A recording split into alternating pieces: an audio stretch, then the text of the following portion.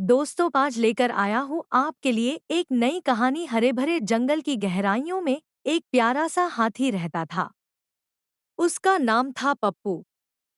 पप्पू अभी छोटा था, पर दिल से बहुत बड़ा और मासूम। उसका रंग हल्का सा धूसर, आंखें चमकदार और सूंड हमेशा हिलती रहती थी। वह खेलना कूदना बहुत पसंद करता, लेकिन उसकी एक कमी थी, वह अक्सर अकेला खेलता। जंगल के बंदर, खरगोश, गिलहरी और हिरन मिलकर खेलते, पर पप्पू को अपने खेल में शामिल नहीं करते। सब सोचते, इतना बड़ा हाथी हमारे साथ कैसे खेलेगा? यह तो हमारे खेल बिगाड़ देगा। पप्पू यह सब सुनकर चुप हो जाता, लेकिन उसके मन में अकेलापन घर कर जाता। कभी वह तालाब के किनारे पानी में अपनी परछाई से बातें करता, कभी सूखी पत्तियों से खिलौने बनाता।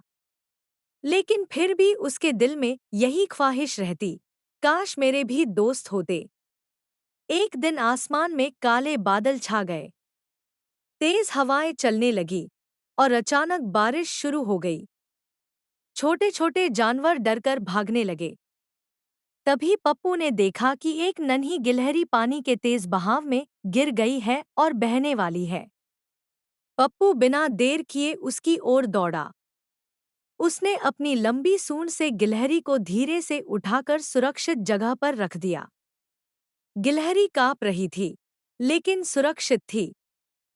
गिलहरी बोली, धन्यवाद पप्पू। अगर तुम न होते तो मैं आज बह जाती।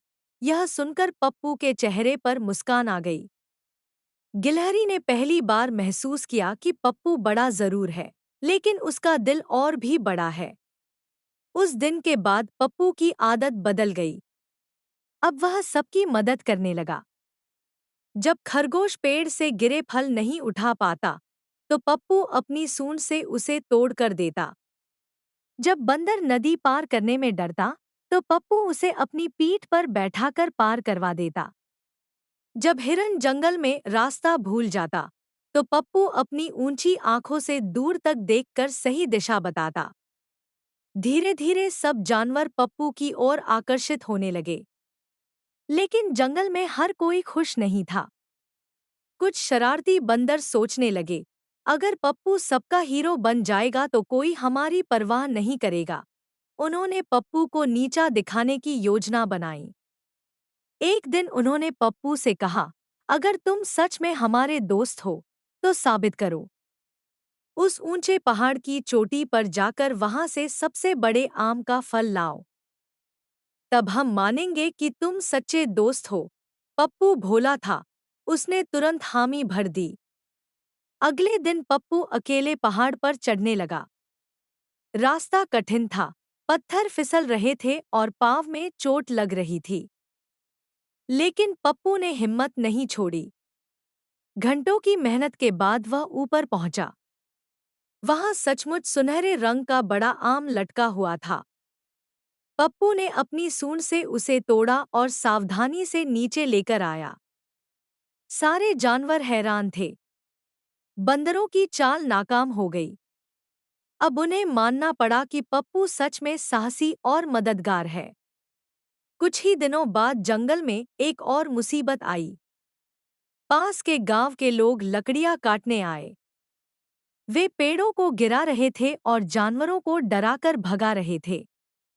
छोटे छोटे जानवर इधर-उधर भागने लगे। तभी पप्पू आगे बढ़ा। उसने अपनी सूंड से पेड़ की बड़ी डाल उठाकर रास्ता रोक दिया। जब लकड़हारे आगे बढ़े तो पप्पू ने जोर से चिंगाड़ मारी। उसकी आवाज गूंज उठी और लोग डरकर भाग खड़े हुए। सारे जानवर खुशी से चिल्ला उठे, पप्पू, पप्पू, हमारे हीरो। अब कोई भी पप्पू को अकेला नहीं छोड़ता था। सबने महसूस किया कि दोस्ती कद या ताकत से नहीं, बल्कि दिल की अच्छाई से होती है। गिलहरी, खरगोश, हिरन, बंदर, सभी पप्पू के अच्छे दोस्त बन गए। अब वे साथ खेलते, साथ खाते और मुश्किल वक्त में एक दूसरे का सहारा बनते। पप्पू के चेहरे पर वह खुशी लौट आई, जिसकी वह बरसों से तलाश कर रहा था। धीरे धीरे पप्पू जंगल का सबसे प्रिय साथी बन गया। अब उसे कोई अकेला नहीं कहता था।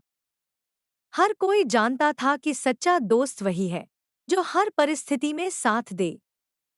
सीख: सच्ची दोस्ती आकार या ताकत से नहीं, दिल की अच्छाई से होती है। दूसरों की मदद करने से ही हमें असली सम्मान और प्यार मिलता है। मिलजुल कर रहने से हर मुश्किल आसान हो जाती है। जाते जाते चैनल को सब्सक्राइब जरूर करें।